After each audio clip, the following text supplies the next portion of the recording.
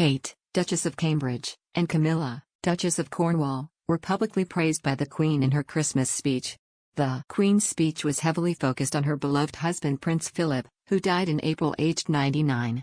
But, while recalling the Duke of Edinburgh's interest in the environment and conservation, Her Majesty also heaped praise on Prince Charles and Prince William for carrying on her husband's legacy.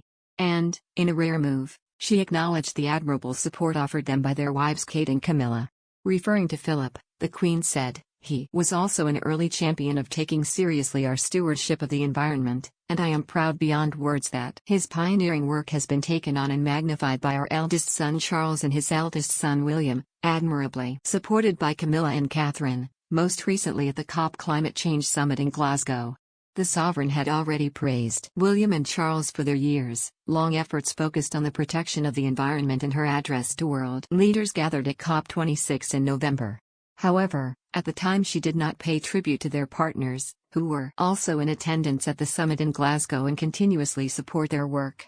In her COP26 video message, recorded in lieu of her absence at the summit due to health reasons, the Queen said, "It is a source of great pride to me that the leading role my husband played in encouraging people to protect our fragile planet lives on through the work of our eldest son Charles and his eldest son William. I could not be more proud of them. Indeed, I have drawn great comfort and inspiration from the relentless enthusiasm of people of all ages, especially the young, in calling for everyone to play their part." The Queen's speech was recorded earlier this month and broadcast on Christmas Day.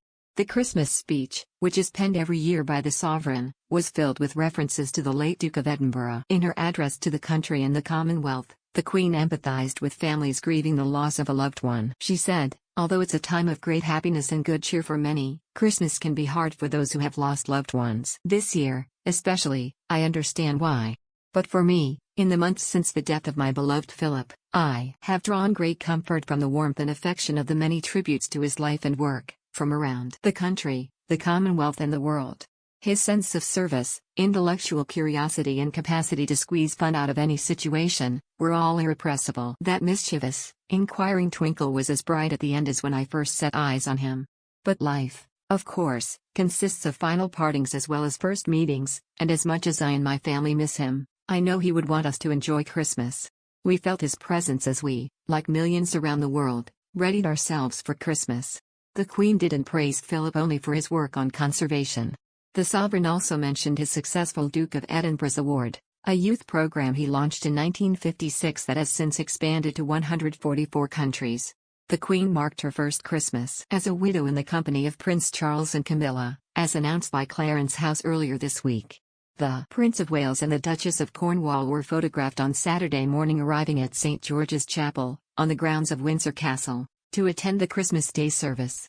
They were joined by Sophie, Countess of Wessex, Prince Edward and their two children Louis and James. The Queen's cousins the Duke and Duchess of Gloucester were also in attendance. Their presence at the Windsor Chapel leads to believe these 7 royals may have also paid a visit to the sovereign at her Berkshire residence. Kate and William have decided to spend the holidays with their children at their home in Norfolk, where they were joined by members of the Middleton family.